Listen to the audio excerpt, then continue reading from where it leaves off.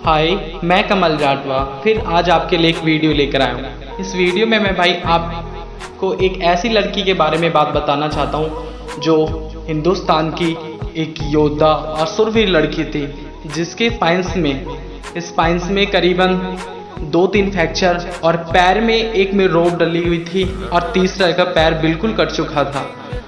जिस लड़की के मानो कि इतनी सारी घटनाएं उसके साथ हुई हो और ऐसे हालात हो, वो अपने जीवन में सिर्फ यही सोचेगी अब आगे का जीवन कैसे व्यतीत करना है, ना कोई सपने पूरे करने की सोचेगी।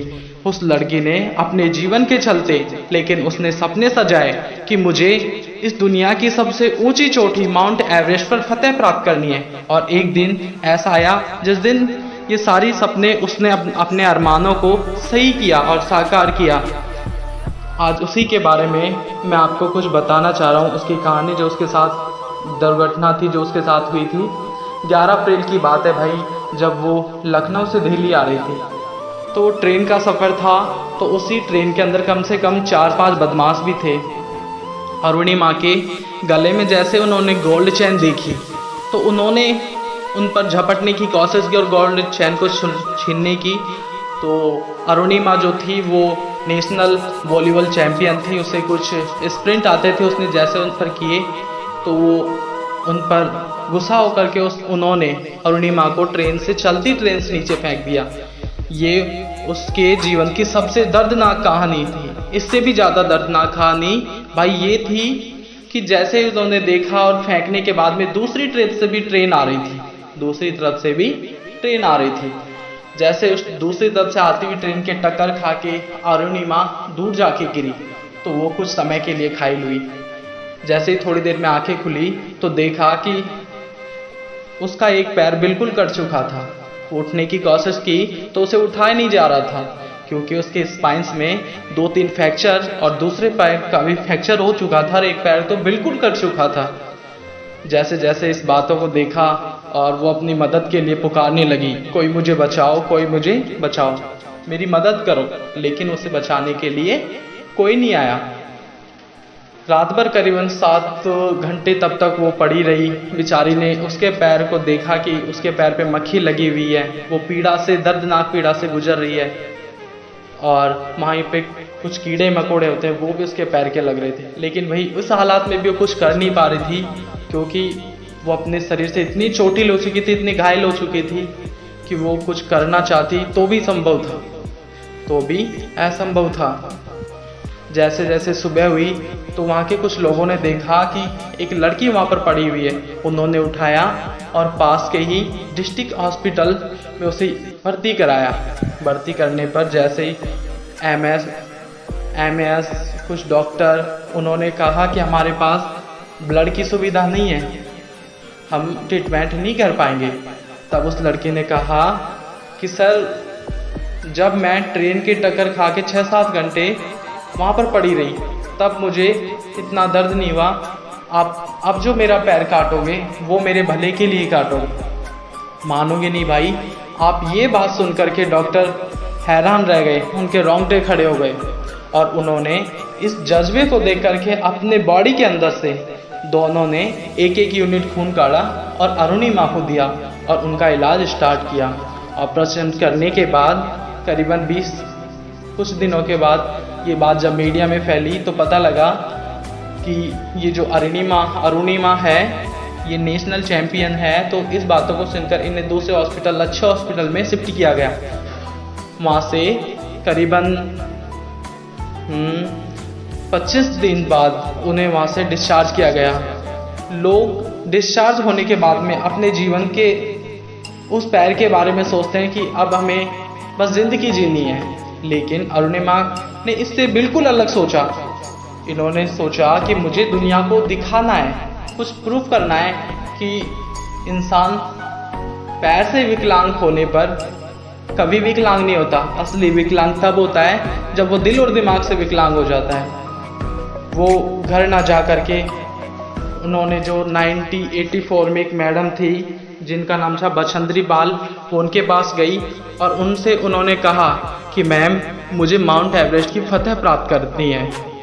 ये बात कहने पर जो मैम बछंद्री पाल थी उन्होंने उनकी तरफ देखा और उनकी जो कंडीशन थी उस पर देखकर उनके आंसू आ गए। उसने कहा कि आप इस कंडीशन में भी माउंट एवरेस्ट को फतेह प्राप्त करने की सोच रखती हो। अरुणिमा, तुमने हकीकत में तो माउंट एवरेस्ट को फतेह प्राप्त कर ली, लेकिन बस अब भारी आवरण से दुनिया को दिखाना बाकी रहा है, जो आप दिखा दोगी। मैं आपके साथ हूँ। अब अरुणिमा थोड़ा सांस आया और जज्बा भी हुआ कि हाँ, मैम भी मेरे साथ हैं। उन्होंने तैयारी की और मेहनत में लगी रही। कुछ समय बाद ऐसा दिन आया तो उन्होंने माउंट एवरेस्ट पर चढ़ने की तैयारी कर ली। आप मानोगे नहीं कि जहाँ लोगों को रोड हेड से बेस कैंप था, वहाँ तक जाने के लिए लोगों को करीबन 2 से 3 मिनट लगती थी, लेकिन वहीं पर अरुणिमा को उस समय जाने के लिए 3 घंटे लग जाते थे, क्योंकि भाई जो उनके घाव थे वो बहुत कच्चे थे। जैसे वो पैर रखती थी तो उन्हें चलने में परेशानी होती थी और पेन होता था और ब्लड निकल जाता था वहाँ से, इसलिए वो अच्छे से चल नहीं पाती थी। उसके बाद में उन्होंने अच्छी प्रैक्टिस की। प्रैक्टिस करने के बाद में आप मानोगे नहीं, करीबन 8 महीने बाद जो साधारण इंसान 2 से 3 मिनट लगाते थे, वो आज उनसे पहले पहुंचने लगी टॉप पर। और उसे खुशी हुई, और इससे भी ज़्यादा खुशी तब हुई जब उन साधारण इंसानों के द्वारा उन्होंने कहते हुए सुना कि मैम, आप क्या खाते हो ऐसा जिससे आप हमसे भी पहले पहुंच जाते हो और इतना साहस है। ये बात सुन करके अरुणिमा को बहुत खुशी होती थी। और उसके बाद में उन्होंने माउंट एवरेस्ट के लिए तैयारी की। उनका शेरपाल जो था, शेरपा, और वो माउंट एवरेस्ट के लिए चले गए। वहाँ पर उन्होंने 21 मई 2013 की बात है, तब उन्होंने माउंट एवरेस्ट पर फतेह प्राप्त की। रास्ते में जब वो जा रहे थे, वो क्या थे कि अक्सर रात को क्लाइंब करते थे, क्योंकि रात में क्लाइंब करना आसान होता था।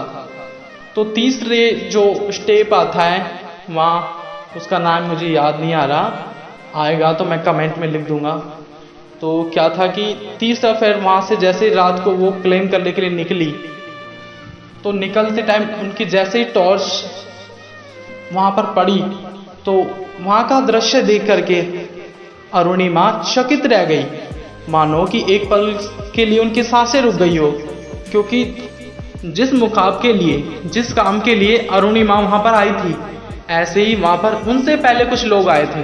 तो उन्होंने देखा कि उनकी सब लोगों की लाशें ही लाशें पड़ी हुई हैं। जहाँ तक उनकी टॉर्च जा रही थी, उन्हें लाशों के सिवा और कुछ नहीं दिखाई दे रहा था। वहाँ पर बर्फ की सिल्लियाँ और लाशें थी सिर्फ। उन्होंने ये देख करके चकित रह गई, डर गई, बहुत सहम गई, मानो कि अब उसके शरीर में कुछ जान नहीं है। लेकिन फिर भी उन्होंने सांस रखा, अपने ऊपर फिर से निडरता पाई, अपने ऊपर खुद ने फतेह प्राप्त की। पहले तो कि जब मैं ही हार जाऊंगी तो मैं माउंट एवरेस्ट पर फतेह प्राप्त कैसे कर सकूंगी। उन्होंने कहा कि मुझे आगे बढ़ना चाहिए। वहाँ शेरपा था उनके साथ। उन्होंने कहा कि नहीं मैडम, अब नीचे चलते हैं, अब हमारा जिंदा रहना मुश्किल है, जिंदे रहे तो फिर आ जाएंगे, फिर हमारे पास ऐसा मौका मिलेगा। उसी टाइम अरुणिमा ने कहा कि नहीं, मुझे ये मौका जो गोल्ड चांस है बड़ी मुश्किल से मिला है, क्या पता आगे मिले या नहीं मिले, मुझे ये गोल्ड चांस को फिर से नहीं गंवाना, अब मुझे अभी पूरा करना है। इस उम्मीद से वो आगे चढ़ने लगी। इसने एक पैर रखा डगमगाते हुए और फिर दूसरा रखा, और धीरे धीरे चलते चलते आप मानोगे नहीं, करीबन 1.5 घंटे में उन्होंने माउंट एवरेस्ट के सबसे ऊंची चोटी पर अपना पैर रखा और देश का झंडा गाड़ दिया। और इतनी खुशी हुई कि भाई आज मुझे बताते भी बहुत खुशी हुई कि ऐसी बहन, ऐसी सिस्टर जिसके स्पाइंस में भी फ्रैक्चर, जिसके एक पैर में रोड, दूसरे पैर बिल्कुल ही कट चुका था, उसमें कुछ गाथा नहीं थी, जिसे प्रोटेस्टिक लेग से चलना था, यानी एक तरीके से सहायता लेकर, जिसे नकली पैर होता है उसकी सहायता से चलते थी। ऐसी बहन के लिए जय, क्योंकि उसने अपने शरीर के बिल्कुल टूट जाने के बाद भी उसने माउंट एवरेस्ट पर फतेह प्राप्त की।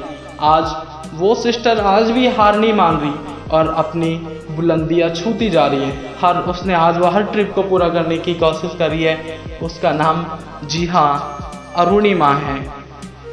उन्होंने अपने जीवन में कहा कि इंसान विकलांग तब नहीं होता जब वो अपने शरीर से विकलांग होता है। इंसान असली विकलांग तब होता है जब इंसान अपने दिल और दिमाग से हार मान लेता है। और उन्होंने अपने जीवन में 4 पंक्तियाँ भी लिखी जो उसके द्वारा हमारे हिंदुस्तान के सभी भाइयों को, हिंदुस्तान के नहीं पूरे वर्ल्ड के सभी यूथ लीडरों को कहती है कि अभी तो इस बाज की असली उड़ान बाकी है, अभी तो इस बाज की असली उड़ान बाकी है, अभी तो इस परिंदे का इम्तिहान बाकी है, अभी अभी तो मैंने लांदा है समुंदर को, अभी तो पूरा आसमान बाकी है, अभी तो पूरा आसमान बाकी है। जय हिंद, जय भारत। आपके लिए फिर जल्दी वीडियो लेकर आ रहा हूँ ऐसी भाई। और इसने जो मोटिवेशन दिया माउंट एवरेस्ट पर जाकर के चोटी पर सबसे ऊंची, वो मैं वीडियो के माध्यम से इसी में आपको सुनाने जा रहा हूँ, उसे अच्छे से सुनिएगा। जय हिंद, जय भारत। आज मेरी लाइफ का सबसे बड़ा सपना पूरा हुआ और मैं टॉप ऑफ द वर्ल्ड पे हूँ और बहुत खुश हूँ, बहुत खुश हूँ। और सबको ये मोटिवेशन देना चाहती हूँ कि हर आदमी अगर अपने लक्ष्य को बनाए तो वो कभी नहीं हार माने और वो अपने टॉप को, अपने लक्ष्य को जरूर पाएगा। इसलिए जैसे मैं ऐसी हालात में होने के बाद भी मैं आज यहाँ हूँ।